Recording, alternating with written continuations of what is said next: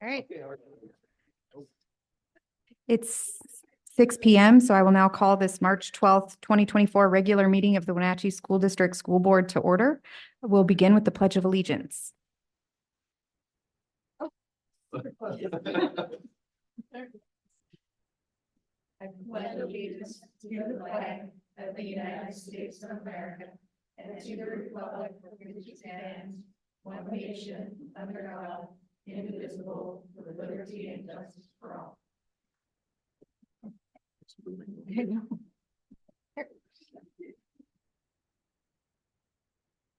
Esta junta se lleva a cabo en inglés, pero contamos con servicio de traducción si alguien gusta hacer un comentario público o recibir explicaciones en español, por favor indique su necesidad.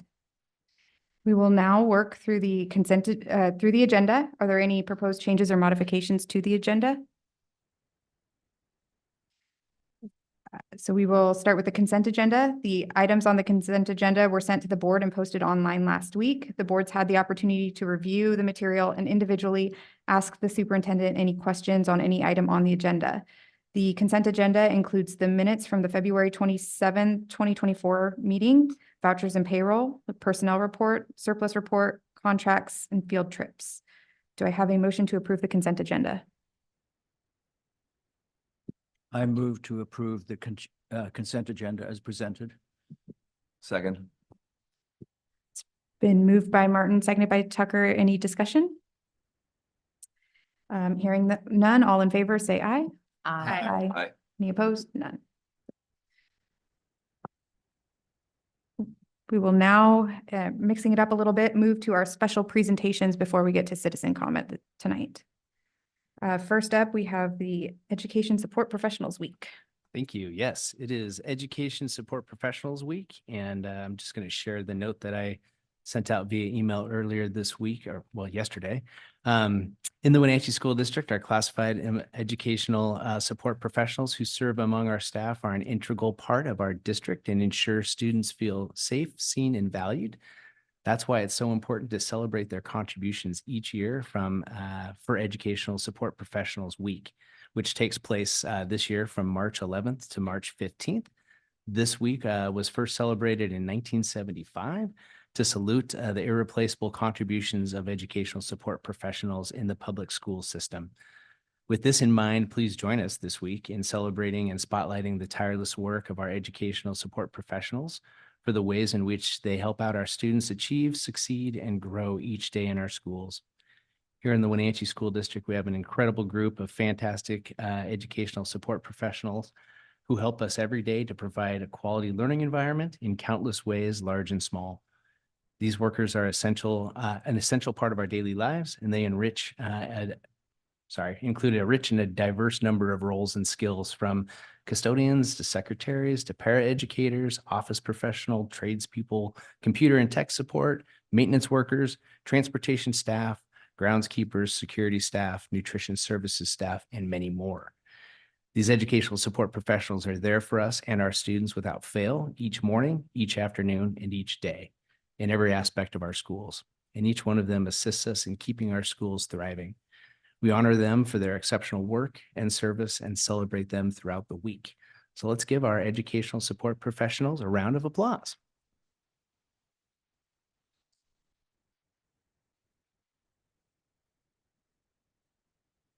So consequently, we also have School Retirees Appreciation Week is next week. So I thought I would share the proclamation from the governor here.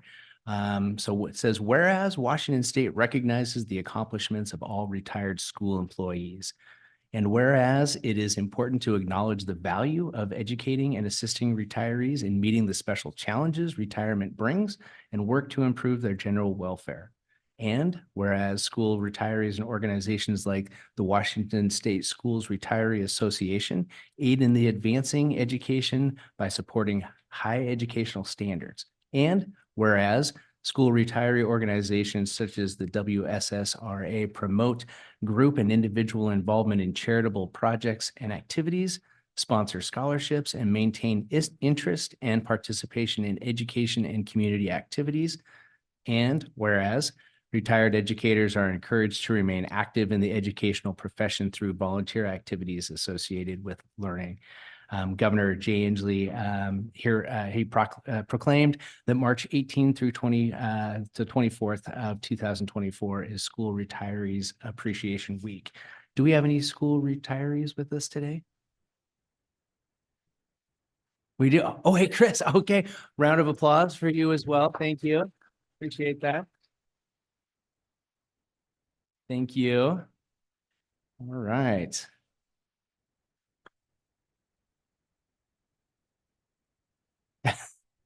Okay. I'll move on to the budget update here, and Liz has a slide deck that she'll be putting up for us as well.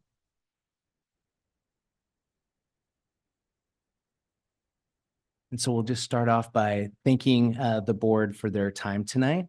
And then just restating that we cannot stress enough the importance of our community taking the time to read through the written analysis that was provided to the board and the community on February 12th during our board workshop. It truly is the foundation of our discussion this evening.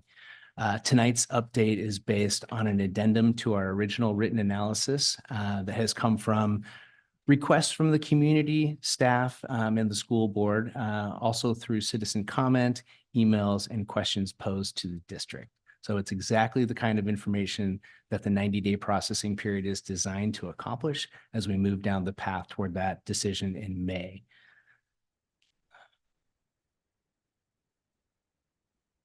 Okay. So the Wenatchee School District is committed to putting our students first and prioritizing their care and well-being. However, with more educational choices available than ever in our valley, the district faces the challenge of declining enrollment.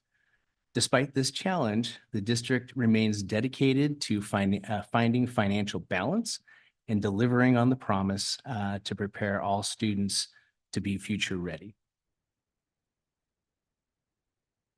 The recommendation to restructure the district that has been made to the school board puts the district in the best possible position to address the severe budget reductions that are required to improve our financial position.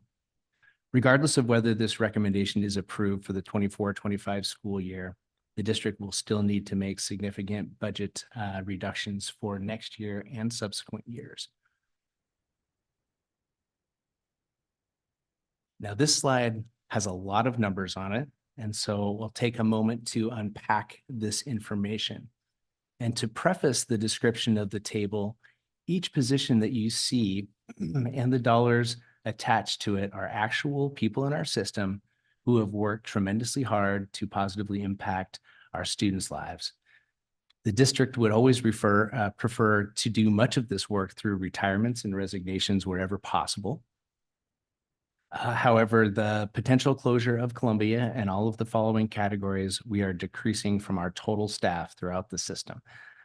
Due to the additional students from Columbia that will potentially attend Lincoln and Washington, those buildings will see an increase in students and staffing, but not with new hires, only with existing Columbia staff that would be reassigned to those buildings. So as you're looking at the, excuse me, as you're looking at the chart here, the first line speaks to our elementary administrators and the reductions therein. And then the term classroom provisional staff is listed here as well. The term provisional employee refers to an employee who occupies a teaching or other non-supervisory certificated position during their first 3 years of employment. Provisional employees may be subject to non-renewal of employment contracts as per the guidelines provided in RCW 28A 405-220. And the second line in the chart here refers to the number of provisional classroom teachers leaving the system due to shifts and movements from Columbia teachers potentially entering our remaining elementary schools. The continuing teachers from Columbia will roll into existing positions held by provisional teachers or those who retire or resign. Each teacher moving from Columbia would result in a provisional teacher leaving our system, thus creating the savings listed on this table. The third line, pardon me. The third line is our non-classroom certificated staff, such as our Palm specialists for physical education, art, library, music, other interventionists, counselors, who will be replaced in our system by continuing Columbia staff members moving into the remaining elementary schools.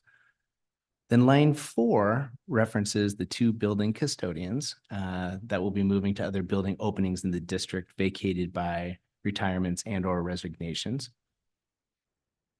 Line 5 describes a reduction in office staff, such as attendance secretaries, office managers, more, who will be assigned to new locations based on retirements and or resignations.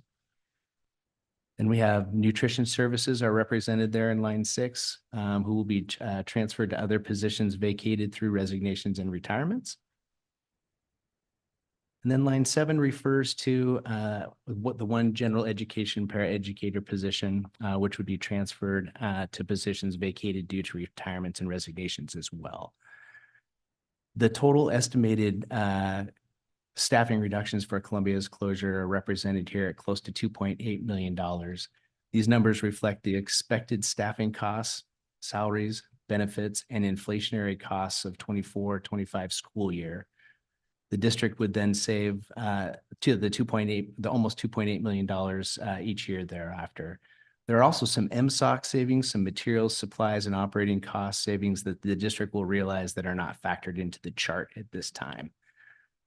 The table shows the overall costs of each position considered for the reduction. This illustrates the total cost of employees, as I mentioned, including salaries of the individual position and the costs of their benefits to the district, including insurance, retirement, Social Security, and annual increases through inflationary raises. So then, as you can see here, I'm trying to get my glasses to be correct. You can see the subtotals there, the subtotal for the costs of the Columbia closure, the almost $2.8 million. And then you have the other additional reductions that are happening in the district as our middle school schedule changes, our high school schedule changes, and then additional staffing reductions, which will be described a little bit later. And then you have the district MSOC cost there, which reach a subtotal of a little over $6 million. Or sorry, I'm having trouble reading my own slides. There we go. Sorry, the bottom is $6,168,000, and then you combine that with the almost $2.8 million, and you get close to $9 million there for the total for the 24-25 Wenatchee School District restructuring plan, and then an idea of what the preliminary 25-26 additional necessary reductions might look like based on enrollment or enrollment decline there.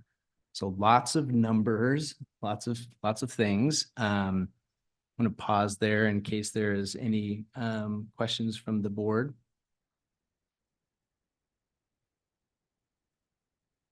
Good at that? Okay. All right. Impacts of delaying the closure of Columbia until 25-26. The district is targeting a preliminary reduction of 8 to 9 million for the 24-25 school year.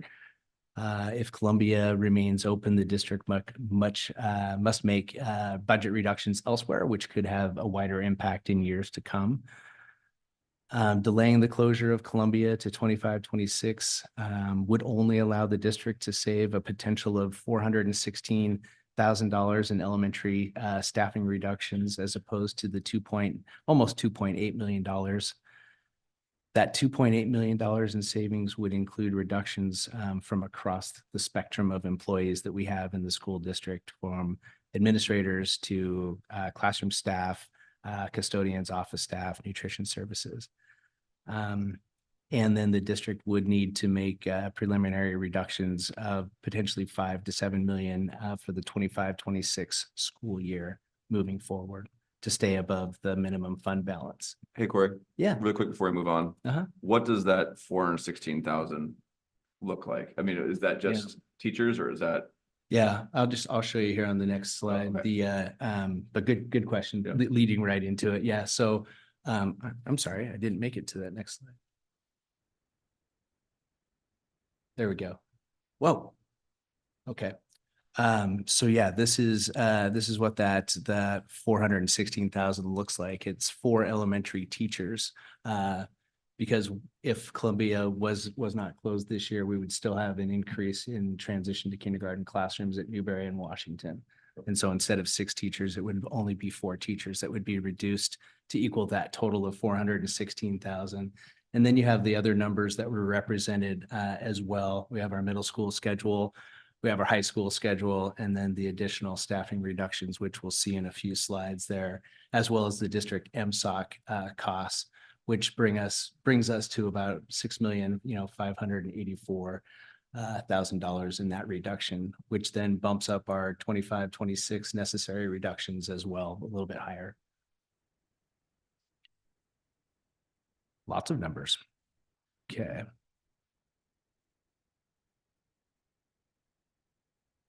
Impact on the fund balance. Not closing Columbia would result in fewer savings and could result in the district needing to dip into its fund balance or financial reserves. Not all fund balance reserves are available to use at any time, and some are set aside for specific district or legal purposes.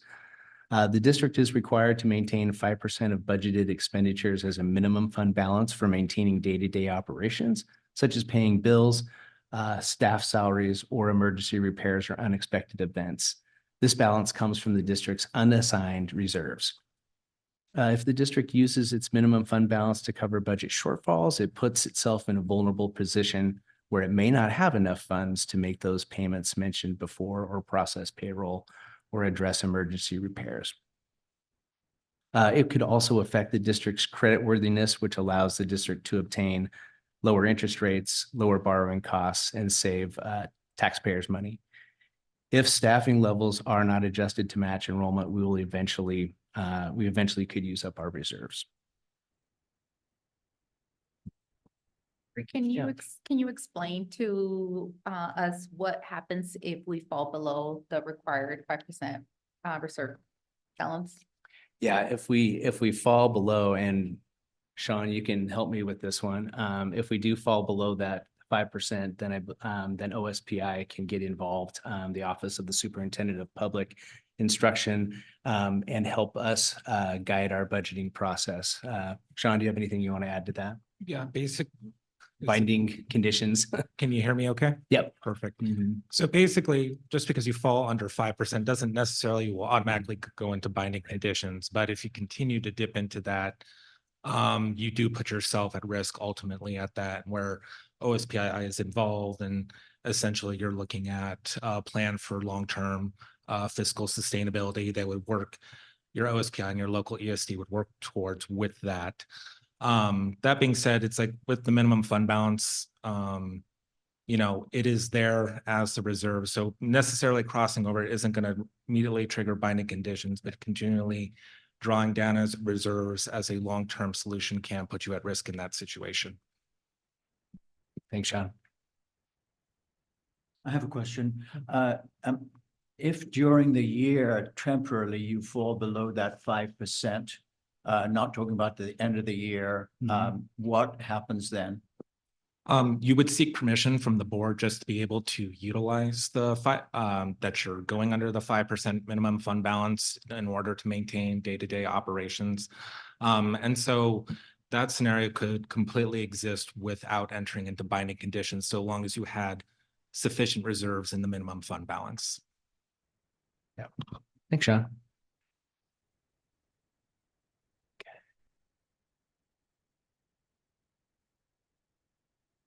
Next slide, restructuring impacts. The district has intentionally designed a restructuring plan for 24-25 to reduce costs, as we know.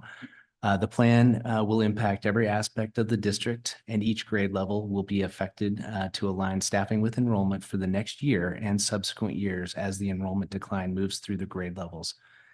Each middle school and high school will have new schedules that will increase the district's ability to be flexible with staffing changes annually.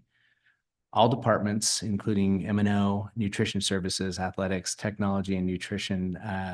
Sorry, I said nutrition, and the district office have seen reductions. And we have our enrollment decline concerns. And I'll just mention again that all of this information is summarizing the addendum to the written analysis, and that should be online and ready to be downloaded and grabbed for everyone's consumption. So the Wenatchee School District is anticipating continued decline in enrollment, unfortunately. This year, our enrollment declined 185 students from last year. It's the most significant decrease in our basic education enrollment since the pandemic 2021 school year.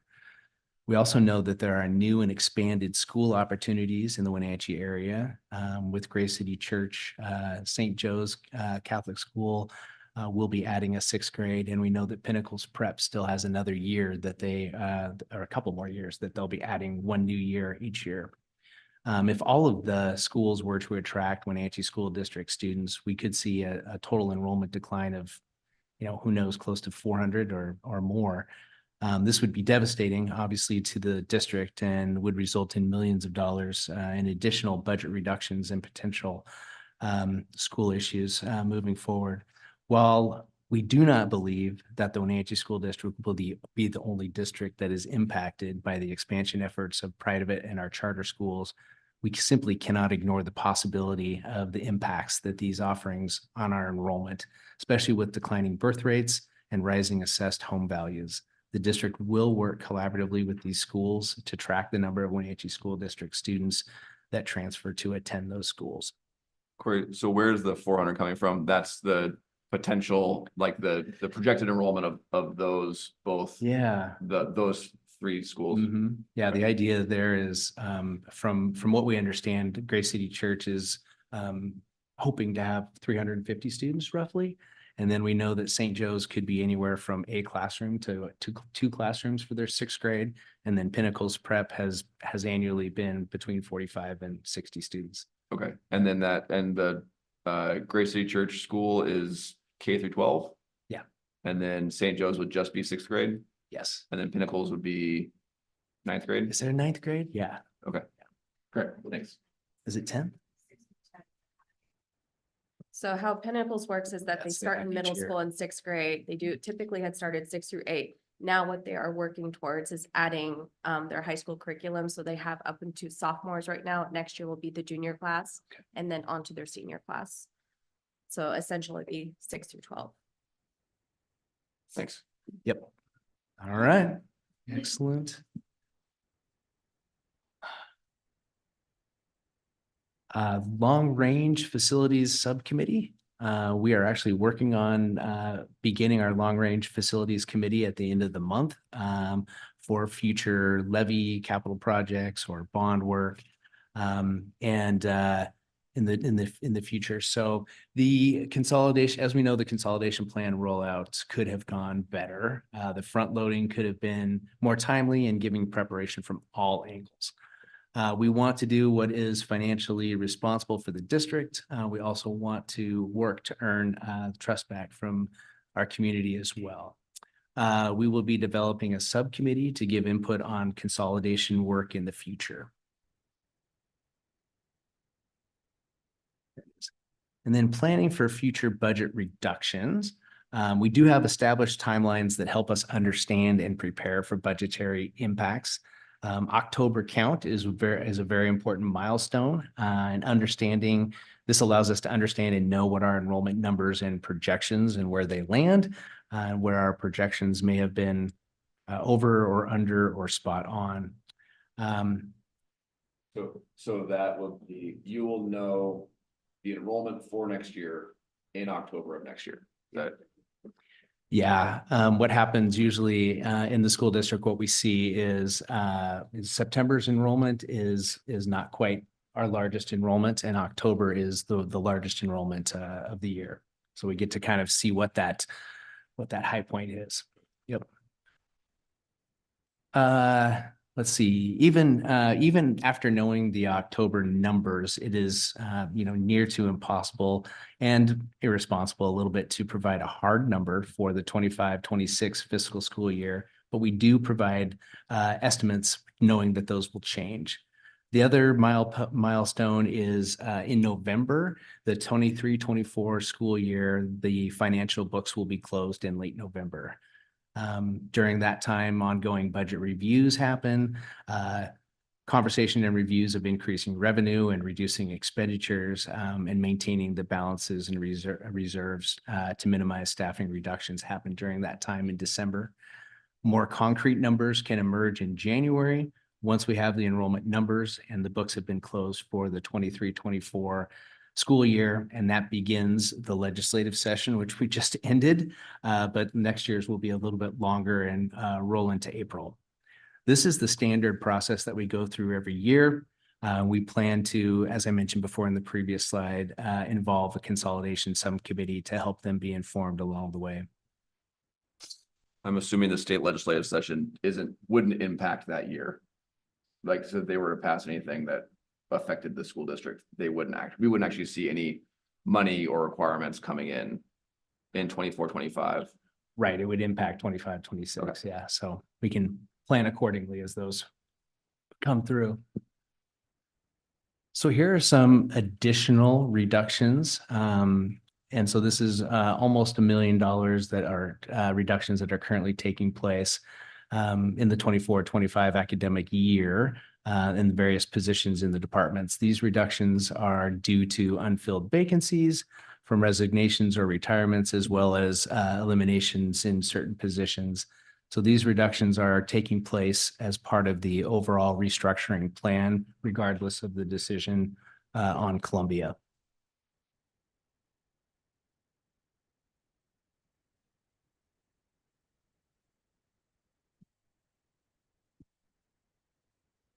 And if I'm correct, this is also in addition to what we're proposing in terms of reductions related to middle school schedules, high school schedules, those. Correct. Yeah. So this wasn't in that previous slide that had the 8.9 million. It is listed in there as a $1 million line Oh, okay. item budget. Got it. Yep. I'm looking at it.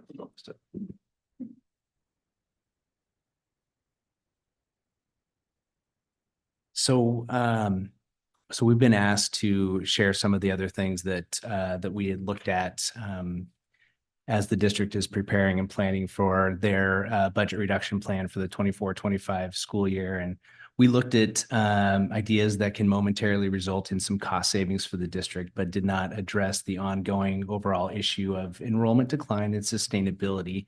So we're going to share with you some of the ideas that are not recommended for the 24-25 budget reductions, but these factors will need to be reviewed additionally next year because of the reductions that will need to take place in 25-26 moving forward. So here's, let's see, a list of these. So there's a lot of things, and I'll just kind of go through line by line here. We have the first three rows talk about our assistant principals. And we know that the assistant principals are hugely important in the division of duties and responsibilities at all grade levels, from evaluation to building operations and individual student support. The assistant principal helps provide and support that much needed structure in all of our schools. Let's see, then we have our athletic director. We know that the athletic director is integral in providing an athletic program in the Wenatchee School District or any school district. And this position works with the WIAA to coordinate Wenatchee School District sports with other districts. In addition, this role organizes all athletic programming. The next few slides there involve sports from 6th grade to middle school and to high school athletics there. And we all know the importance that athletics play in student motivation and providing a purpose for many of our students to come to school, participate, ultimately find success. Without sports, we would see an increase in attendance issues, attrition, apathy, and potentially student failure. Our athletic programs bring students to our valley and help further encourage students beyond the school day. Then we have our school resource officers. Our school resource officers, again, this is our not recommended positions to reduce next year. Our school resource officers have been a vital part of the Wenatchee School District for many years. They bring stability and security to our schools and increase the collaboration between the schools and the Wenatchee Police Department. We see that SROs break down stereotypes and allow positive visibility in our schools. We value the safety and security that we leverage with our SROs. The other position there is high school security. High school security has been a constant fixture at WHS for decades. Began as one high school security position and has grown into 2 full-time security officers on site that are essential in order and structure at the high school. Let's see, we have district office administrators. Actually, both of our folks are here tonight that are on this list here. So it's our Director of Hispanic and Latino Relations and is a position requiring our community leaders who have longitudinal trust and a history of working to create opportunity and access for our Latino community. We also have our Director of Communications who manages communications from updates to emergencies and is responsible for public communications in print and digital form. We also have our science field experiences here listed. The Wenatchee School District has strong partnerships and collaborative relationships through the Valley to support science experiences K-6. And these experiences allow our students to obtain hands-on science engagement and out of the classroom field activities. We have our building-based assessment coordinators who are liaisons between our district assessment coordinators and the buildings. And these people provide support and the foundational work of the physical operation of implementing assessments. Then we have our learning improvement teams as well. And our learning improvement teams at each building guide the learning activities in the building concerning professional learning communities and the work of our guaranteed and viable curriculum throughout the Wenatchee School District. And finally, on the close to finally, on the not recommended for 24-25 budget reductions, we have our high school, our music and drama programs that are an important source of student motivation and provide purpose for many students to come to school, participate, and ultimately find success. And then we have we do have on the not recommended list, our AVID program there. Advancement via individual determination has been a huge part of our students' academic lives for almost 2 decades in the Wenatchee School District. AVID focuses on preparing and challenging first-generation college students to navigate through high school.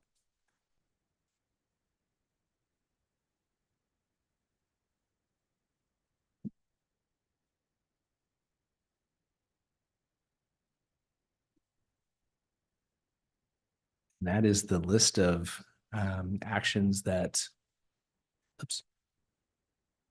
we are not recommending for the 24-25 school year.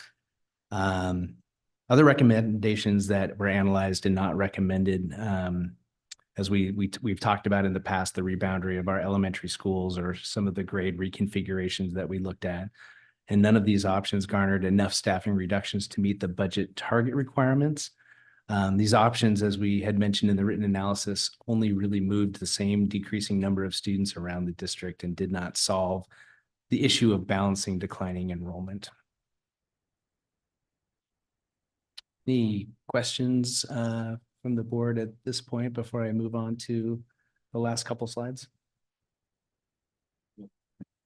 I just want to, Kelly, can you, or Corey? Whoa, sorry. Because just benefits is what, 20% of Oh, 40% of the salary. So just for people looking at this list, you're looking at the athletic director position, you think, holy cow, $235,000. Just for clarification purposes, that it's the base salary plus 40%. So, these numbers without considering the percentage of the amount that goes towards benefit is a little bit misleading. Yeah, thank you. And 3.7% inflation for next year as well. Yeah. So based on my quick assessment of this, it looks like the not recommending list is pretty heavy on the safety. Eliminating the safety, which includes middle school administrators, SROs, security, Right. athletics, and the arts. Very heavy.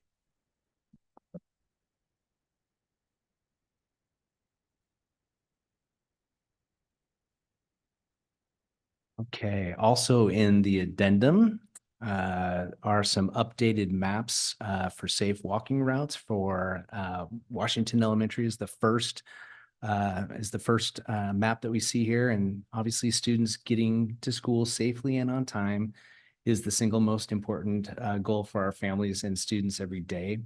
Having safe walking routes can help ensure that students arrive safely and on time. And these are a little bit more detailed safe walking routes than we had, and those are part of the addendum. The district has been in contact with the city of Wenatchee staff in charge of safe routes to schools regarding pedestrian concerns on streets. The district is committed to collaborating with the city on seeking grants and some other funding opportunities to improve pedestrian safety. We also have to ensure the safety of our students making their way to school as we are evaluating the street crossing safety for our students as well with the partnership of the city. The next map is Lincoln. And in addition to the city, Wenatchee School District is collaborating with the Wenatchee Police Department's newly formed traffic unit and intend to engage with Washington State Traffic Safety Commission. These partnerships will help deliver the city's, which I just found out today, the city's three-legged stool analogy for traffic safety, which is engineering, education, and enforcement to create traffic safety. So working in conjunction with city law enforcement and the Traffic Safety Commission will allow short-term and long-term planning to increase the safety of our students on their way to school. And that's throughout the district. That is not just based on the areas or the schools of talking about with Columbia closures. So it's kind of holistic. There will also be very few needed increases to transportation costs or staffing costs or transportation staffing due to the possible consolidation of Columbia. The district is also evaluating the need to provide adult crossing guards at some crossing locations to assist both in the morning and the afternoon. The partnership with the city and the police law enforcement will aid in the coordination of an interagency marketing and educational awareness campaign around school crossing and school safety zone in our community, not just with the potential changes that come with consolidation. Okay, just want to add in, oh, I'm sorry, go ahead. Oh, okay, next slide. Thank you.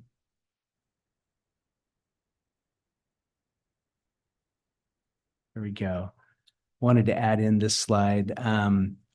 Many school districts in the state are facing difficult decisions regarding consolidating schools. We're monitoring the progress of the outcomes. Recently, Olympia School District was directed by a Superior Court judge to restart their 90-day process as they did not have the required written analysis available to the public at the beginning of their 90-day period on December 14th. According to RCW 28A 33520, a written analysis and public hearing within a 90-day period are necessary for citizen involvement. And our position here in the Wenatchee School District, as Wenatchee School District is fully compliant in the aspects of RCW 28A 33520 and Board Policy 6883 related to the possible closure of Columbia Elementary. We've provided that written analysis and that detailed presentation of the school closure plan through our board workshop on February 12th, and then announced the next day at our regular board meeting, the 90-day processing period that allows for citizen involvement via 2 public hearing dates. The written analysis is available to the public to view on our website, and the two public hearing dates are, we have one next Thursday or a week from Thursday on March 21st, and then another one on April 18th. The district is holding two hearings as opposed to one. And we have also verified the district's compliance to the board policy with RCWs and district legal counsel since the start of the process. And any questions, comments, or concerns from the board that I can address tonight or write down and bring back to you at a later date or the next board meeting?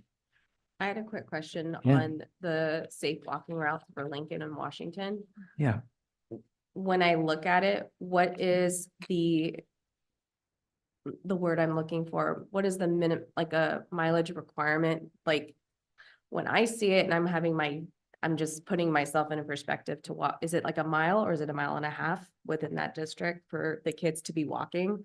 Because that's kind of a long walk from the bottom of Washington to Washington School. Yes, it's it's a mile, and it's not a mile radius, it's a mile walking. So we would not just take that radius, it actually goes down to those walking routes. Yep. Anybody outside that 1 mile walking distance, we're be bused. required to provide transportation. Yes. And then I think I've asked before, had then the district partnered with community resources to help with those families, especially when I look at like in the Lincoln School District at the more narrower streets that buses probably can't feasibly go to, but can Yeah. assist in those transportation needs for those families if they're not comfortable with their kids walking. Yeah, we have our executive director of schools, Mike Lane, has reached out to the Link Services to see what also our community can help provide. Who generated these maps, these routes? We did as a district. We did, yeah, using the safe walking routes from OSPI. Okay, okay. And then we met with the city today, and we'll be meeting with them again throughout the 90-day process. Perfect. I appreciate that collaboration with the city, because I know, as a parent, he's now a middle schooler, but in his route to his elementary school, there are streets that, hey, they don't have sidewalks. And that's something that I brought up with, to the new mayor, during the whole election season. And he was super excited to talk about the possibility of grants. Yeah. Specifically for school safety. Yeah, evidently there are quite a few grants that not only the city has access to, but the Washington State Traffic Safety Commission has access to some, and they're willing to collaborate with us directly to see what we can do. Yeah, and there are some short-term wins, I think, that the city can do without grants as well that will help slow down traffic in these areas. So that'll be good. If a parent is concerned, like a mile for a kindergarten is a long way. Is there a way for you to request, or a parent could request a bus ride if they wanted to, if they're within that safe walking route, but still needed some kind of transportation? Yeah, that's a good question. I'll have to get back to you on that. Okay.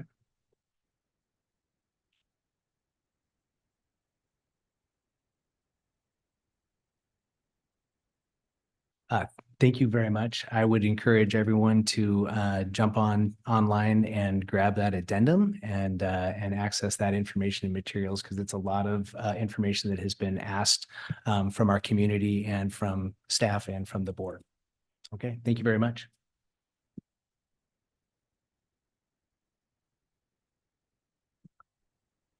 So next up, it looks like we have citizen comment.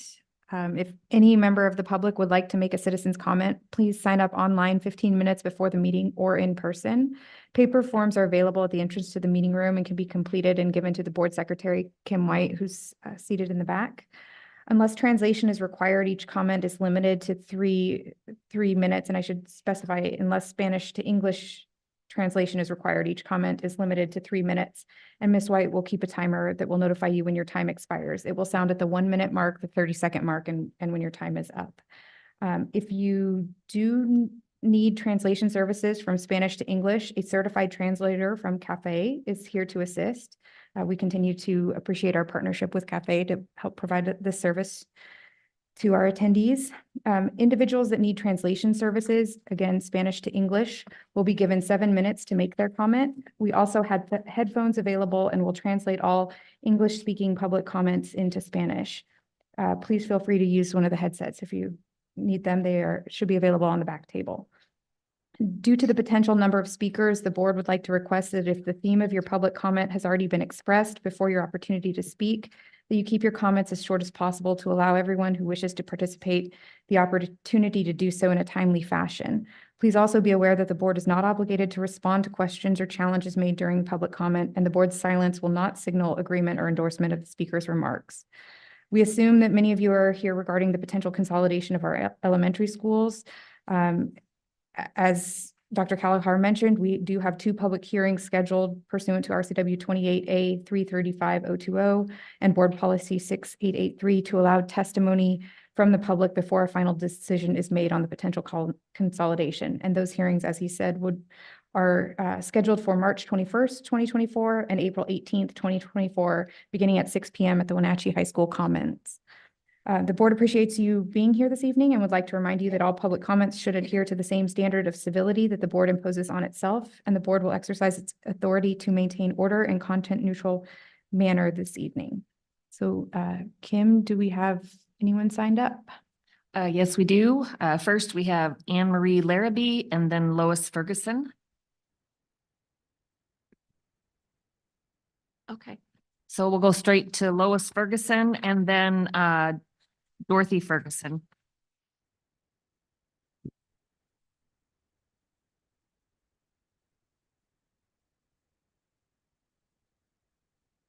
My name is Lois Ferguson. I live in Wenatchee. I'm a member of the Columbia Parents Advocate Group. I made this presentation, which is a traffic analysis of students crossing Ferry Street, to the City Council at their last meeting. There were great concerns about being ready for them to be prepared for September. They were just awarded grants and their grant cycle is 1 to 2 years out. On page 2, you'll see the first question, who survives being hit by a car? On page 3, the Washington Traffic Safety Commission shares that speed kills. At 20 miles per hour, 9 out of 10 pedestrians survive. At 30 miles per hour, 5 out of 10 pedestrians survive. At 40 miles per hour, 1 out of 10 pedestrians survive. And that is an average. We're not talking about just children. They would be impacted more severely. On page 4, you'll see on March 19th, 2020, the Washington Traffic Safety Commission conducted a speed survey. 3 streets were selected: Wenatchee Avenue, Chelan Avenue, and Ferry Street. You may ask, why was Ferry Street included in this study? The results will explain why. The table shows the results for Ferry Street.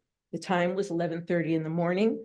The weather was cloudy. The speed limit is 30 miles per hour.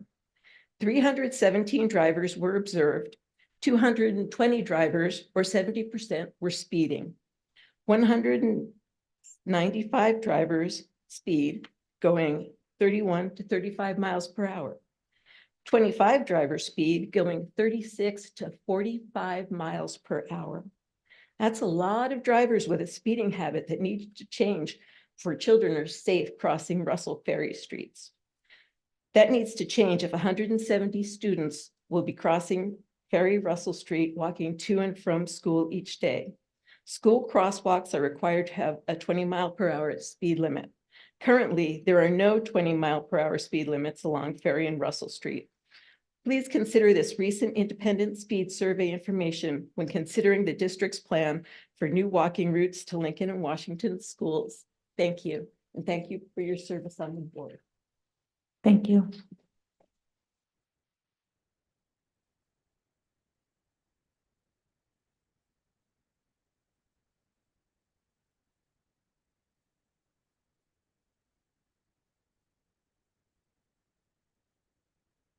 Hi, I'm Dorothy Ferguson. I live in Wenatchee. I'm a member of the Columbia Parents Advocacy Group. I have a couple of questions. One is, when will the parents be presented with the 2 other budget reduction options that the board has been asking for several times? So options that the board would be voting on. And I also want to thank you for your time and effort to solve the district budget problem. Thank you for assessing and considering the human costs of your decisions and not just the financial costs. In the board meetings or the board minutes of 1/23/24, there were 50 citizen comments and over 120 parents attended the meeting.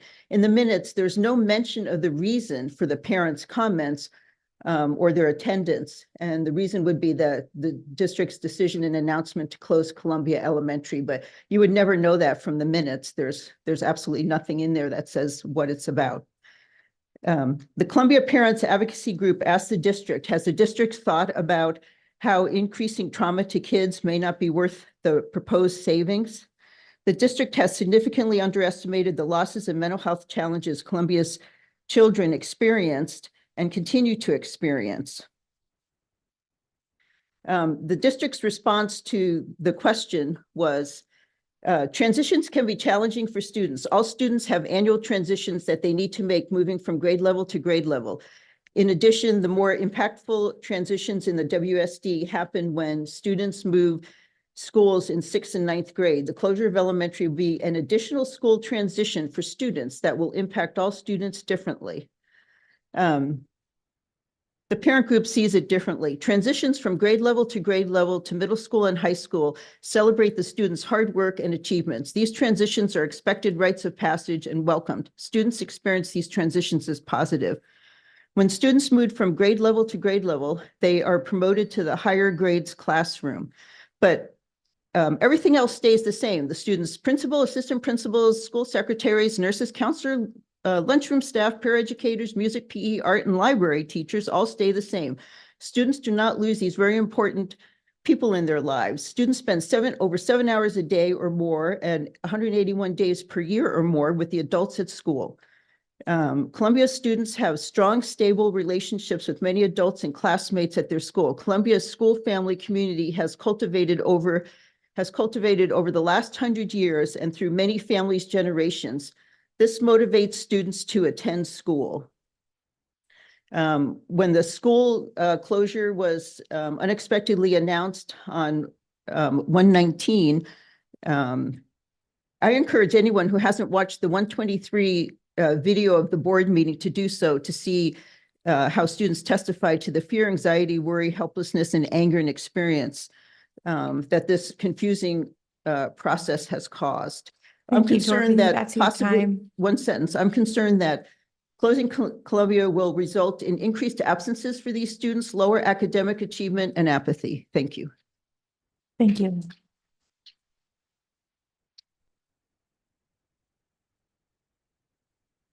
Emily Bjork, sorry, I said that wrong, Bjork. And then we have Roxana Vanetta online.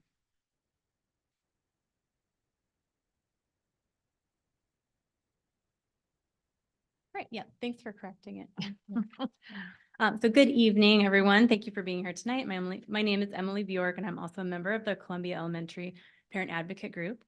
I want to let the board and the public also know we have established a task force to address safe walking routes to school. As parents and guardians of our children's safety, we are all affected parties to the school district's proposal to significantly change school walking routes for Columbia Elementary students. Our task force for safe walking routes to school has talked with Mayor Poyer and the City Council about the significant safety concerns related to the district's plan to require 170 children to cross Ferry Street and 117 children to cross Miller Street to and from school every day. The city has invited our task force to be included in the discussions about traffic studies and recommendations needed for infrastructure for safe walking routes to Lincoln and Washington schools. We want to thank the mayor, city council, and city engineers for including our group in this planning. Parents, please let the Parent Advocate Group or Columbia PTO know if you experience any incidents of unsafe drivers while walking along the new proposed routes to Lincoln and Washington. We will relay that information to the city, who is committed to student safety.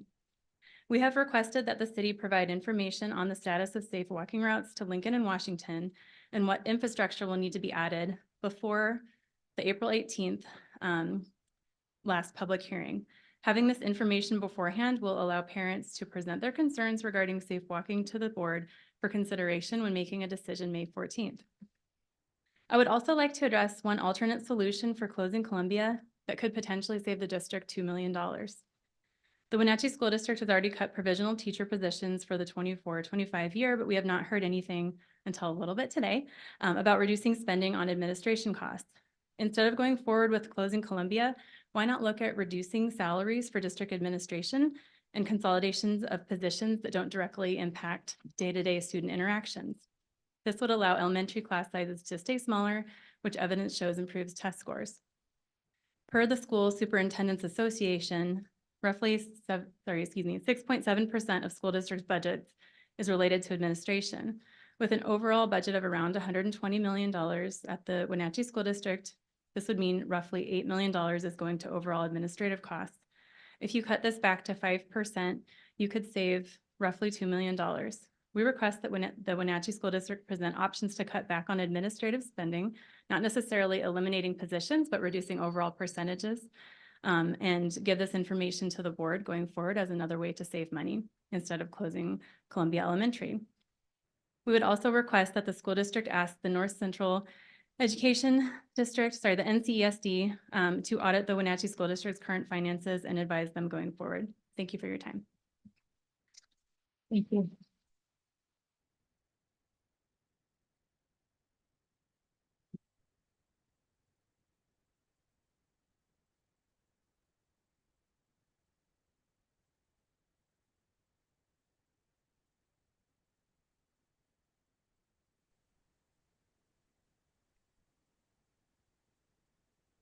Hello. I think I'm okay, right? You can hear me? Yes. Okay, I just need a head bobbing. So I'm here tonight. My name's Roxana Vanetta, and I'm here to make an invitation to Corey Kalahar, and I'm extending a heartfelt invitation to you for the upcoming meeting concerning the closure of Columbia Elementary School. It is my understanding that you will not be attending this meeting, and I'm concerned about that, about the perceived lack of engagement that this may send our Columbia parents. Um, as the school superintendent, your presence and involvement are crucial, especially during times of significant change and transition. The closure of Columbia Elementary School has deeply affected the parents, students, and staff members involved.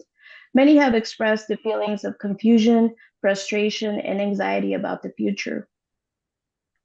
Your attendance at this meeting would not only demonstrate your commitment to addressing their concerns, but also provide an opportunity for meaningful dialogue and collaboration. I firmly believe that every member of our school community deserves to be heard and respected, and the idea of your absence will leave feelings of neglect and is somewhat disheartening. I urge you to reconsider your priorities and make every effort to attend these meetings. Another point I would love to revisit with just the district in general is that of interpreting and translation services. The last Spanish speaker at the meeting 2 weeks ago was not given proper interpreting services. It is truly sad to see that our monolingual community members and part of the Columbia family continue to be disrespected. Growing up at 12, 13, 14 years old, I watched how embarrassed my parents would be to ask for help, to be interpreted, translated. They felt voiceless and powerless to not be able to communicate due to language shaming, lack of access to English classes, and thinking they weren't smart enough to learn English at 50 years old.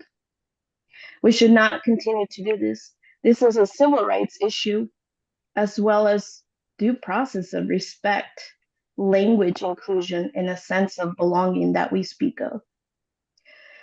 The district is sending the wrong message to parents who have come to these meetings in person and they have felt as if they didn't belong. Languages matter. Communication matters and is key to empower children so their voices are heard. Thank you for your attention to this matter. Thank you.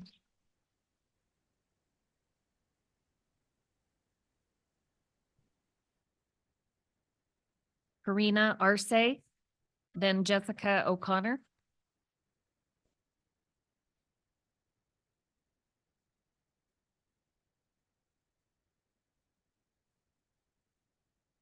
you don't mind. Estoy aquí nuevamente y seguiré estando aquí como padre de familia de niños en este sistema escolar, desde el kinder hasta una niña de 18 años que ya no está en la escuela. Expresando mi preocupación por el mal manejo de las situaciones. Otras veces he venido por cosas públicas, personales, perdón. Recientemente por el cierre injusto de la Escuela Colombia, pero ahora vengo por otra cosa. Siguen hablando del error de una vez pero ya hemos dejado en claro que no es falta de dinero que están haciendo, pero ese es el argumento de la semana pasada. Hoy vengo a, perdón, me perdí.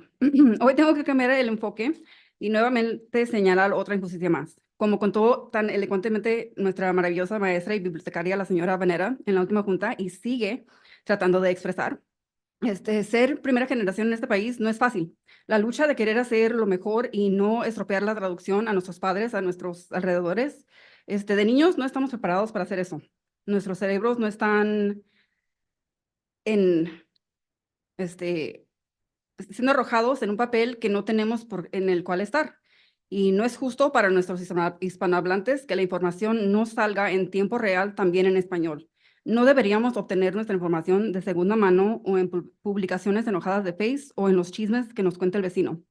Como miembros de la junta escolar que sirven a la comunidad, un rol que ustedes escogieron. Nos deben algo mejor que esto. Un mensaje que el señor López hizo un trabajo horrible traduciendo del inglés al español. Le faltaron puntos claves, el punto entero realmente, y las traducciones que les dan a ustedes del español en inglés son peores.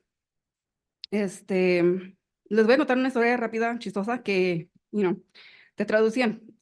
Una vez fuimos a cenar a la Pizza Hut y nos preguntó el muchacho, pizza y alitas, ¿verdad? Fácil, nada complicado. Y el muchacho me preguntó, hot or not. En el momento, no se me hizo picoso, se me hizo caliente, right? Fácil. Y yo le pregunté a mi papá que si las alitas las quieres calientes o no. Claro que calientes, ¿cómo no? Yo no entendía que estaba ordenando alitas picantes. Arruiné la cena. Fue a los 8 años que cometí ese error. Tengo casi 40 y todavía me acuerdo. No me puedo imaginar ser niño en este instante y tener que tratar de traducirle a mis padres algo que ni entiendo. Las familias merecen algo mejor. Here goes my English. I'm here again to say some things and make some points. And I've also got a hilarious story about bad translation. As of 6:06 tonight, there is still only an English transcript available for the YouTube for all the past meetings. Our last meeting took 3 days. There is also nowhere where we can easily find Spanish translation audio. And all the postings that you guys have broken links to all the Spanish information. I do want to apologize to any English-only listeners tonight, but I am not going to be translating for myself. I do have this transcript available in Spanish. If anybody wants it, my name on Facebook is Karina Salgado. I am more than happy to give it to you. I will also be emailing this to the members of the board, also in Spanish. You can take the time to plug it into Google Translate and do the work that you expect of the citizens that you serve. Otherwise, we can hold a Spanish-only meeting and you guys can sit with headsets on while Mr. Lopez breathes heavily into your ears and gives you half translations. Thank you. Thank you.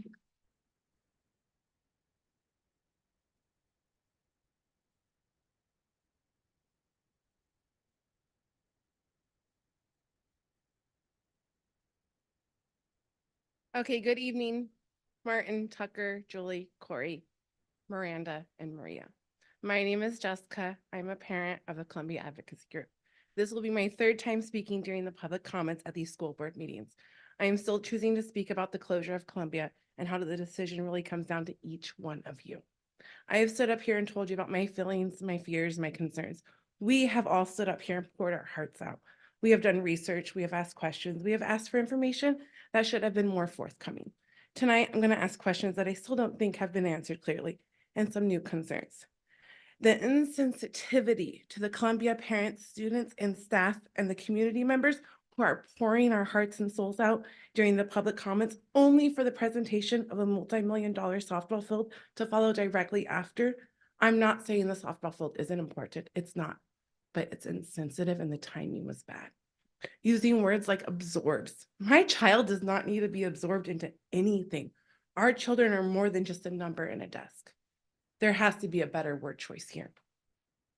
Translations of informations, videos, meetings, public comments. Is our Spanish-speaking community getting the access to the same information my English-speaking community is? I don't think it is. Our principal is hosting a parent meeting night at the school for parents to review current information regarding the school closure. I think it's because the information that has been sent to us parents is all over the place, and a lot of us are still confused. I'm confused and I'm involved. Actually, he's holding two, one in English, one in Spanish. It would be really nice to see Corey there or somebody from the board. We feel like we are just a lost cause. Our kids matter. Our school still matters. Tomorrow and Thursday, Columbia Elementary. Speaking of information that has not been sent out, 2 weeks ago, I said I hadn't received a letter where my kinder was going next year. I called the district wondering where that letter was. I never did receive that letter in my P.O. box. It was mailed to my street address.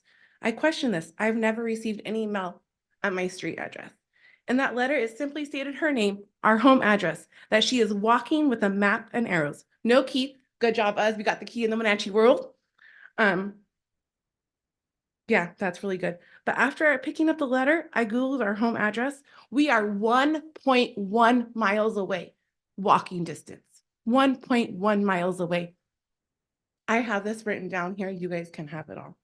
The 1.1 miles the children are expected to walk doesn't have adequate sidewalks, school crossings, or streetlights. How many children will get hit in those 2 years? You listen to what Dorothy and Emily and Lois had to say. My 70-year-old grandma got hit crossing the street in the middle of a sunny day in a crosswalk by a car and died. My 70-year-old grandma. Now I have to worry about my daughter. Why is that there's an advisory council or committee for such things as a logo and an athletic director, but when it comes down to closing an elementary school, there isn't one? Whatever happened to the Davis demographic report? That's your time. $33,000 mistake. 9 more of those mistakes means we close another school. I thank you for your time. I would have liked you to read the rest of my letter. Thank you.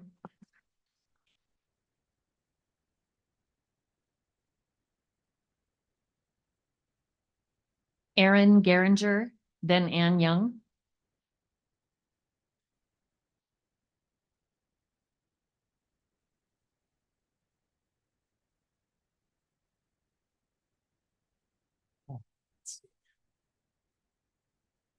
Hi, everybody. My name is Aaron Geringer, and I'm a 5th grade teacher at Columbia. I'm here tonight to directly address some of the inconsistencies and vagueness that I found in reading the written analysis from the district. I've tried really hard to understand what's happening and why the harmful measure of closing the school is not only considered, but is just a vote away from being reality. In the executive summary, it states that these changes will, quote unquote, help WSD continue to support the delivery of high quality instruction. I challenge that notion that moving more students to a school will help it provide high quality instruction. When classrooms are full or over full, as the case may be, and I'll get to that in a second, teachers have to do more with less. Less time per student, less attention for those that need it the most, less time to look at work, respond to needs, and to be there for families. Administrators have a larger student population to support and more families to connect with. More lunches to serve, more counseling appointments, more IEP meetings, more. And the ratio of students to teachers isn't staying the same, it's going up. More students per teacher. So I guess I'm saying, please be clear that this closure means that for most teachers in this district, more students in classrooms, more and not less. I also challenge the idea that a school closure is the quote unquote most practical solution. To be fair, it's hard to judge that statement simply because there have been no other solutions presented. It's just this one. So in that sense, it may be the most practical solution, but I'm guessing that it's really the most practical solution from a certain vantage point. I don't think it's practical for the families and kids that will be impacted by this closure. I don't think it's practical when we'll have a perfectly old but fine building sitting vacant. Should I infer that the practicality of this decision is in its size? That this way we don't have to carefully scrutinize where the district's money is going and take a hard look at other ways that we can stay true to who we are as a district, even if it's not practical. There's one more thing I want to, well, actually, there's a lot more things I'd like to say. The document's 66 pages long, but I know I'm short for time. So the last concern I have is on page 56. It states, and I quote, "Class sizes will be maintained at or below contract limits." I was surprised that that could be true. So I used the table that you provided on page 29 and I did the math. By my count, there will be 21 classrooms that will be over contract limits next year, and 15 of those will be classrooms that will have Columbia students in them. My point isn't to call out the mistake. Nobody likes those gotcha moments. I guess what I need you all to consider is that perhaps a school closure is a bigger decision than we can carefully and accurately execute. And for as practical as it may be, we're talking about impacting a lot of people. And perhaps the district owes them the respect to make sure that any closure is done well and with the best interest of our students at heart. Thank you. Thank you. Yeah, I got it. Yeah, you right got on.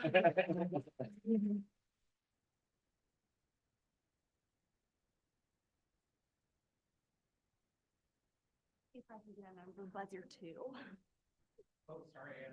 I'm a little shorter than you. Ooh, a lot shorter than him. All right. I am Ann Young, and I'm a kindergarten teacher at Columbia. And my friend is a teacher on Bainbridge Island. And as you may already know, they have been considering closing a school as a cost-saving measure as well. And I believe they had a deficit. They believed that they had a deficit requiring drastic measures to save money.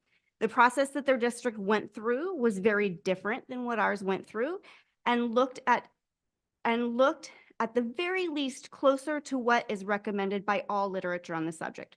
But that process isn't what I wanted to talk to you about tonight. I wanted to tell you what has recently happened in the Bainbridge Island School District. Their interim superintendent decided to seek outside counsel on their budget woes and their closure budget. They requested that their local ESD go thoroughly through their budget, their projected deficit, and their closure plan. The deficit or the financial experts at their local ESD found discrepancies and found that their projected deficit was not as large as what had been thought. Their ESD also helped to find cost savings that the district finance department did not find on their own. Because Bainbridge Island School District asked for help from experts with more experience, they are no longer planning on closing one of their schools, as other solutions have been found for the problem that was not as big as they thought it was. Do I think that the leaders on Bainbridge Island intentionally made errors in the numbers they were presenting? No, I don't. Do I think the leaders of Wenatchee School District have intentionally made errors in the numbers surrounding the budget deficit and the projected savings for the potential closure? Also, no, I don't. But the reality is that people with good intentions can make mistakes, and we owe it to our district to seek outside counsel when it comes to large and permanent decisions, so that if mistakes are made, they can hopefully be found. And I think we can all agree that when it comes to solving big problems, the more experience and experienced people we can bring to the table, the better off we will be. So I'm asking you tonight to take the bold steps that Bainbridge Island took and ask for help. Ask our ESD to look over the numbers and offer feedback. Is our deficit as bad as projected? Is the savings being shared for the potential closure what is actually possible? Are there cost-saving measures that are being inadvertently overlooked? Maybe. I do know that WSD sought outside counsel for the logo and for other topics of far less importance than a school closure, yet I've yet to hear that that was done for the potential closure. I strongly believe that the students, families, community members, and employees of Wenatchee School District deserve the same attention to detail and the same humble approach to making sure that a permanent decision is made on accurate information as the Bainbridge Island School District offered to their constituents. So I'm asking you And to that's your please time. reach out to our ESD and to other organizations where there are people who are experienced in school finance and solving problems around school finance, and they are ready to help. Thank you. Thank you.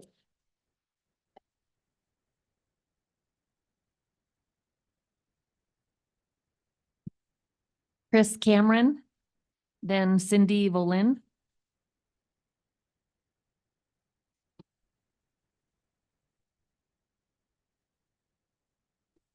You have some really tough decisions in front of you, and I hope that you'll agree that I'm offering you an easy one.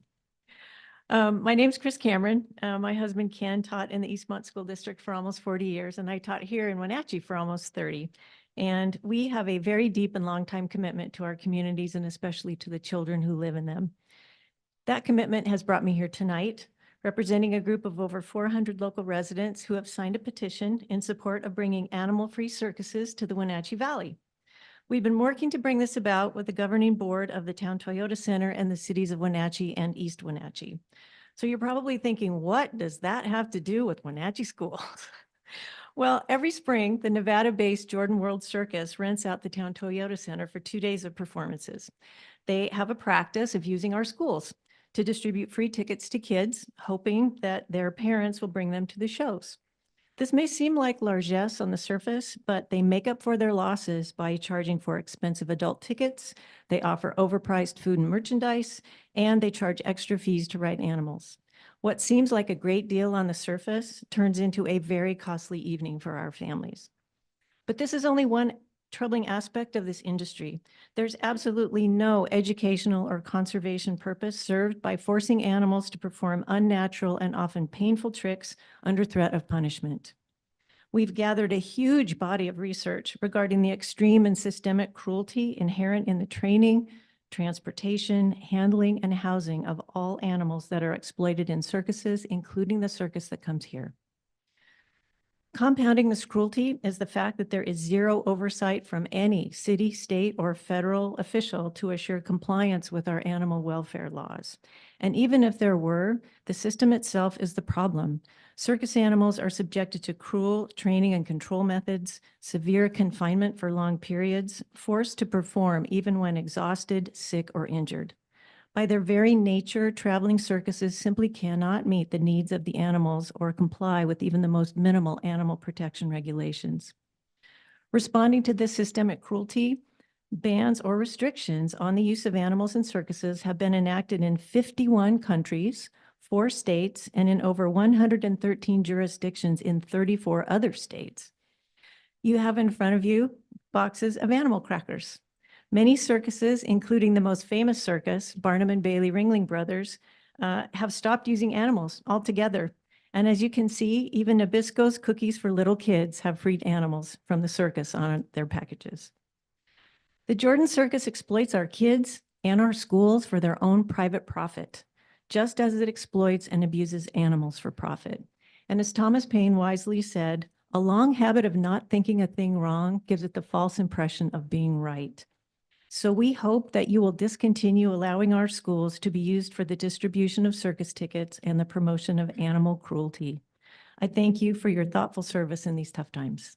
Thanks. Thank you.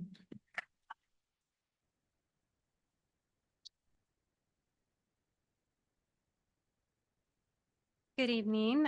Thank you for the opportunity to speak during this difficult time for you. My name is Cindy Volin, and I have both a bachelor and a master's degree in biology. I'm here on behalf of over 415 local citizens who have already signed a petition to support animal-free circuses coming to the Town Toyota Center. Our group has presented to the Public Facilities District Board, the City Councils of East Wenatchee, and the East Wenatchee School Board.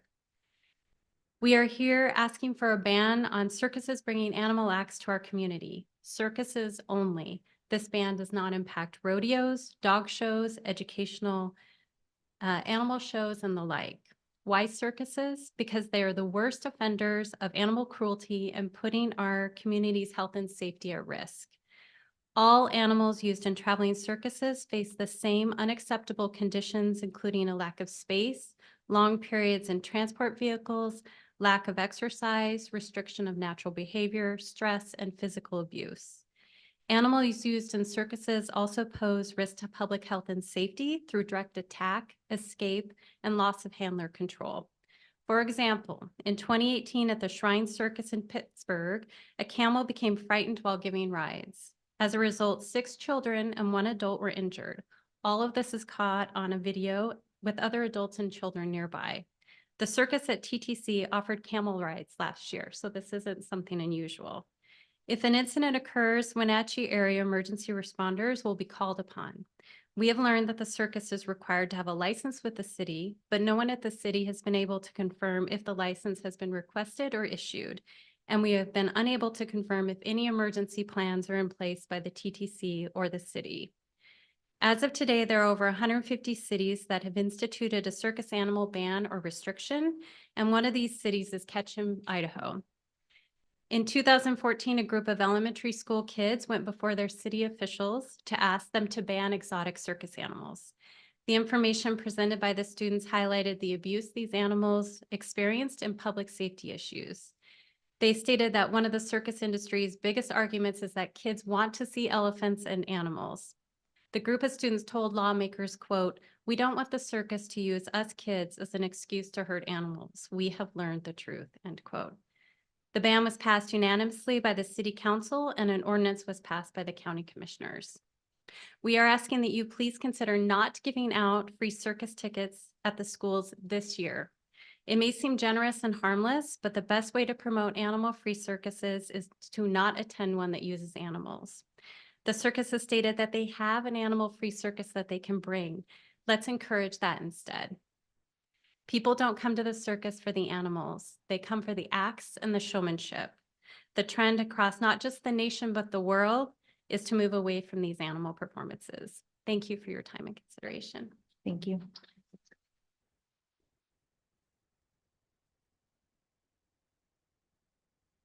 Adriana Farnsworth. Then Andrea Despain.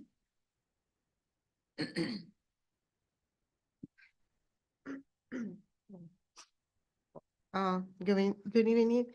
My name is Adriana Farnsworth, and again, I am so sorry for you guys. You know, you've been I mean, both sides. I did a lot of the research, and you know, I can feel for you guys, but at the same way, I can feel for them, you know, because I'm a member of the community and a lot of people know me, and what I do and what I like to do is help. And the only way that I can, you know, is just to come and explain and say what's going on. And right now it's a lot of need for the Latino people to know what's going on. I don't know if you know that, probably you know, I don't have to tell you any, and I don't want to be offended, you know, like other people. I just want to be respectful to you because I want the same thing for me. And what I'm saying that this school is 93% Latino. And they need to know. They really need to know. And the way you can reach them is to go to any radio station, any local television, any place you can go and say all the things, you know, that you guys explain over here, and just make sure they know, because it's so hard for them to, like somebody was saying, oh, I heard from here, I heard from Facebook. You know, it's so many things that they have questions, and I think they have a right to know. And it just, they want to know, you know, what's gonna happen. And I think they just waiting for those 2 months or whatever, two minutes that are coming, to hoping that something can be really, you know, fixed in both sides. Because if both of you guys work together, I told them, you're gonna win. All the people are gonna win. You have to work with them and they have to work with you. I think this is the only way that we're gonna fix this. If they can be fixed, then we have to move forward. Thank you so much. Thank you.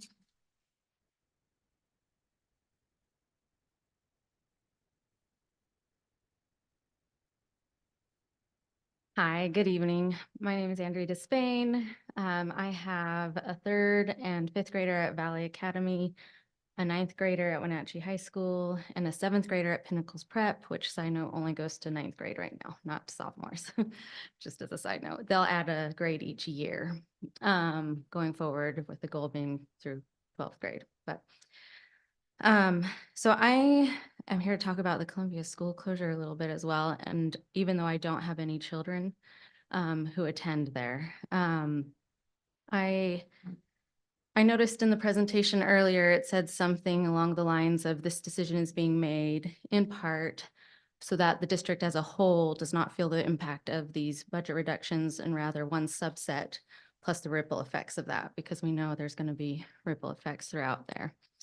And this might be an unpopular opinion, but I think that actually the decisions that need to be made for a sustainable budget should be felt by the whole entire school district.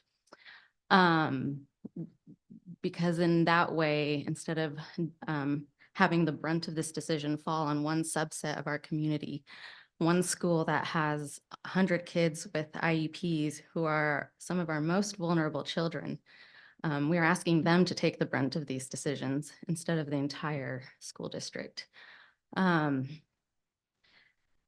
And I don't know for sure what that looks like, but I feel like I haven't seen what that could look like. I know there's been a few options. You said you also looked at a few things, but nothing in there says, here is also how we could recoup $2 to $3 million in these other ways, just these not recommended things.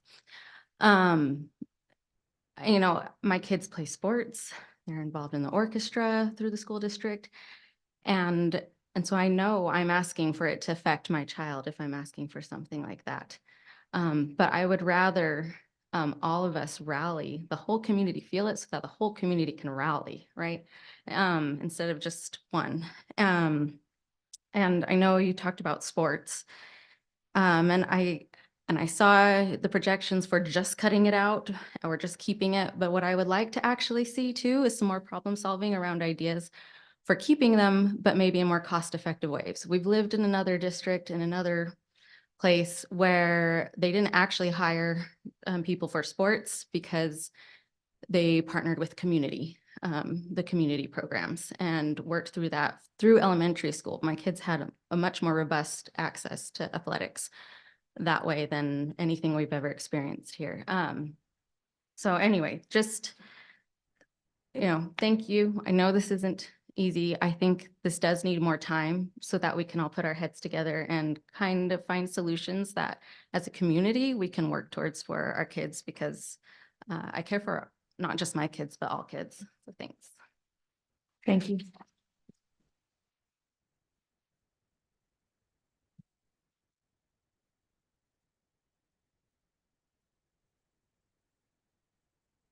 That's all we have for tonight. Thank you very much for all of your comments. We appreciate you being here. Next up is our discussion. Do you want to introduce that? Yeah, yes, I will. I just wanted to introduce it. I'll just want to read the press release there for the Wenatchee School District bond refinance and putting the $6.6 million of back in taxpayers' pockets there. This was released late last week, and I believe there's a Wenatchee World article on it today. But it starts off, the Moody's Investor Services announced that the Wenatchee School District's AA3 credit rating would remain unchanged despite the district's budgetary challenges. As a result, the district successfully refinanced its 2014 bonds on March 5th for the construction of Washington Elementary and Lincoln Elementary, saving taxpayers $6.6 million over the next 9 years. Moody's is an independent third-party credit rating service, and it was required to assess the district's credit rating as part of an application to refinance current bonds at lower interest rates. The district is actively monitoring bond market conditions, and low interest rates allow the district to lower interest rates allow the district to exceed its savings target. Interest rates averaged 2.69% on the new bonds compared to 4.87 on the refinanced debt. What this means to a homeowner with an assessed value of $450,000 would save an average of $41 or $369 over the term of the refinance bond, which starts in 2025 and ends in 2033 when all the bonds are paid in full. And I just felt I just wanted to share with the board. We were thankful that the refinancing went so well. It doesn't actually close until March 27th is when that actually will be finalized. But it went well and achieved the savings even greater than what we initially had hoped for. Yeah, we took on the additional effort for the community, and so we can put that money back in their pocket. The savings achieved will offset future tax collections, lessening the overall burden on district residents.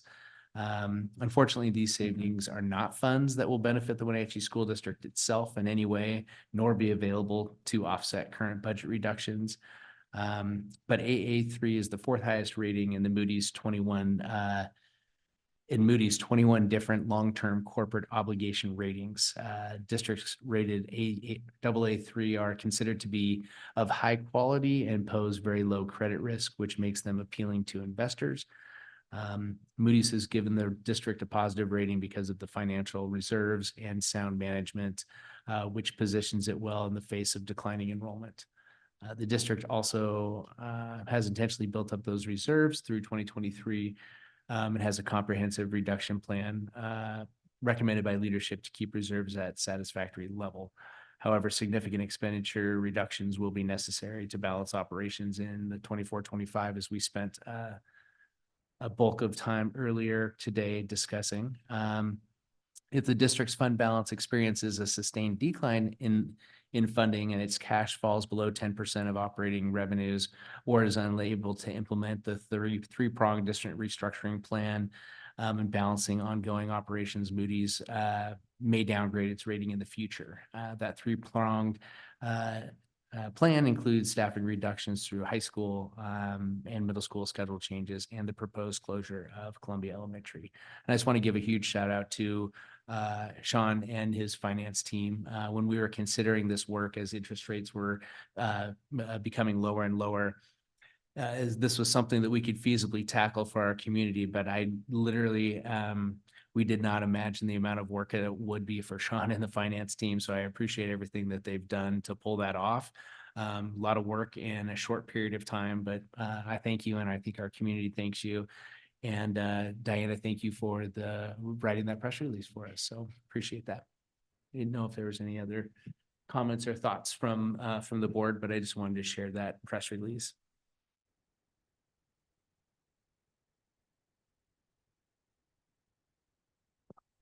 Good job, team.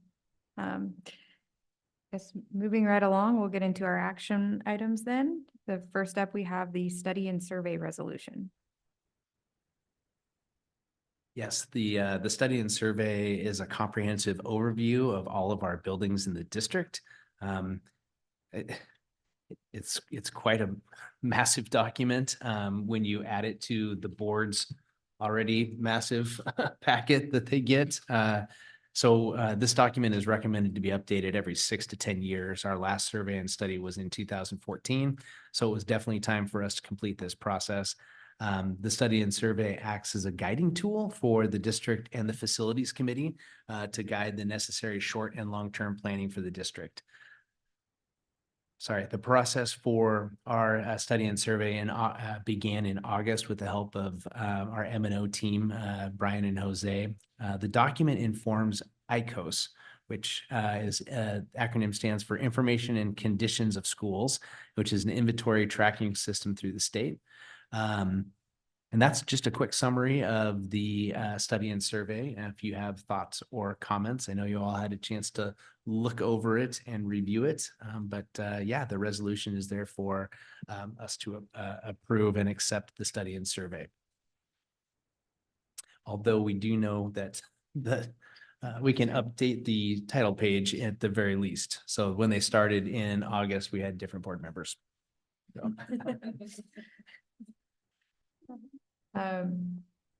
I will ask for a motion to approve resolution 0324 adopting the study and survey.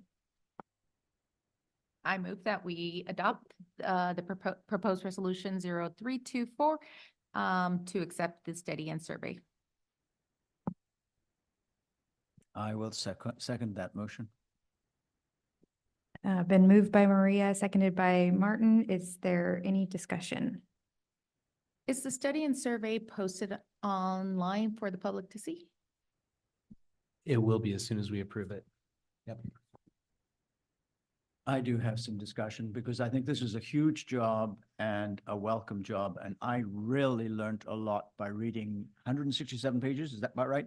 But actually, it's not as bad as it looks. But it really gives you a sense of the facilities, a sense of looking forward, a sense of what needs to be done to integrate people, teachers, former teachers, and all the wheels and people that go into the school district. But the facilities really, really matter. And types of facilities we'll need in the future are changing. And it's very, very welcome to have this considerable job done at this time. If I remember rightly, this survey was requested about 6-8 months ago, and it's very timely. And you mentioned a lot of work done by district staff.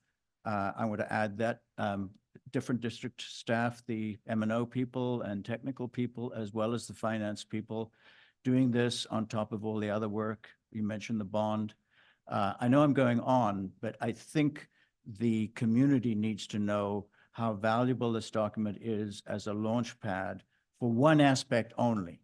It's the facility aspect that links with the people, the young people, the employees, the whole community, and it helps us get a sense of what we can put our feet into and our brains into and how we can go forward. Any other discussion? If there is none, we'll take a vote. All in favor of adopting the resolution, say aye. Aye. Aye. Any opposed? No, motion carries. And then next up, we had policies up for a second read. Yes, policy second read. We have policy 50/50 from our January policies, and then the other 5 from our February policies that we discussed last time we gathered. So I think we had a chance to discuss them previously, so I believe we can move forward with a motion unless there are other concerns that have popped up in the meantime. Do I have a motion to approve the policies? I make a motion to approve, yes. Since I'm not on the policy committee, I move to approve the policies as presented. Seconded. It's been moved by Martin, seconded by Tucker. Any discussion? There being none, we'll take a vote. All in favor, say aye. Aye. Aye. Any opposed?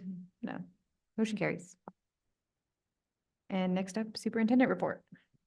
Okay, well, I want to take a minute to thank our certificated interpreters from CAFE again for joining us. Thank you for being here. Also want to add that I had a good time on Saturday at the bus garage, driving one of our big yellow buses for the first time in my life. A total of 16 community members came out to test drive the bus. You kind of went around the bus garage, so you only made right turns. So I'd like to make left turns next time, but we'll have somebody else turn the bus around to go the other way. But I just want to acknowledge our transportation director, Jen C, for her creativity in coming up with that idea and allowing candidates to test drive the bus, and to her team of drivers who were on hand to speak to the applicants. We believe that Saturday was a great success and a good turnout. After I drove the bus, I went over to the state robotics competition. The Vextra State Robotics Tournament happened at Wenatchee High School over the weekend, and that place was buzzing. The main gym and all of the campus commons were packed with 72 elementary and middle school teams and their families from across the state. And kudos to our Foothills robotic coach, Bridget Weingard. Wangan, for coordinating the massive event. It was pretty impressive as you walk through the high school to see all of that, and the gym was packed on top of it, so it was good. The final thing that I'll have for tonight, the state legislature approved $14.463 million in capital project funding for the Wenatchee Valley Technical Skills Center. These funds will help improve and renovate existing buildings on campus. I'd like to extend a thanks to our 12th District representatives, Mike Steele, Keith Gaynor, and Senator Brad Hawkins for their support championing that funding. So just a big thank you for that, all the work that went into that. Okay, that's it. The superintendent's report. All right. Any board communication? Start at that end this time. I just wanted to say thank you again with Sunny Slope Elementary. And I think Mark and I were both there last week, having the opportunity to read to a couple fifth grade classrooms for the Read Across America for Dr. Seuss. It was a great opportunity. The kids were amazing. And it was even though the time frame was really short, it was really enjoyable to have the kids engage with the kids and with the educators as well. So I wanted to say thanks again. It was a great opportunity. I have more. We normally don't respond to to public comments, but because this is something that I have actively been involved in pushing and passionate about in regards to our language access to our to the whole district in general. From what I understand in my conversations with Diana Hagelin and Superintendent Kelleher, is that we are providing the same services in Spanish that we are providing in English. Written communication, what are they? Bloom's, et cetera. So all the communication going home is going in Spanish and English. I do appreciate the partnership with CAFE to provide certified interpreters. Mr. Lopez, like I have mentioned, just about every meeting they've been present. We have always provided interpreting services starting early 2020. COVID highlighted big discrepancy of those language barriers. And we are very fortunate that the district has continued those services. Can we improve? Absolutely. We can always improve them. And I'm going to continue to push the district to continue growing in those areas. But what I'm thinking is, can we use our family advocates to reach out to all families in general, and maybe start with our Spanish-speaking families, invite them to our public hearing, invite them to our board meetings. We have a platform we are providing. We just got to get them here. So how can we as a district work together to inform them of what's already happening and have them join our meetings? And moving forward, maybe this is a district survey that we provide, not just, focus on Columbia, but just in general, because we're learning a lot through this process. And I'm a little old school, and I'm not sure everybody does text or email. And if they do text, they might not open the link, or they might get 500 in a month. And so I'm more of that, is it a phone call, a pre-recorded? Some people might hate me in the district, but I kind of liked that phone call dials, the auto dial system, because it allowed you to hear a voice rather than clicking on a mouse or a link or something. And then with the high turnover of emails, especially in I think our Latino community, we tend to create multiple accounts because we forget our passwords, or the system's not as easily to navigate. Same thing with phone numbers and cell phones in general. They're so transferable that people go through multiple numbers. And so whether it's that personal contact or maybe a phone call pre-recorded, I don't know. I'm taking a huge step backwards here with whatever that system was. School messenger. Thank you. So again, I do appreciate the district for providing, having these services available. It's just, how do we leverage on what we're already providing?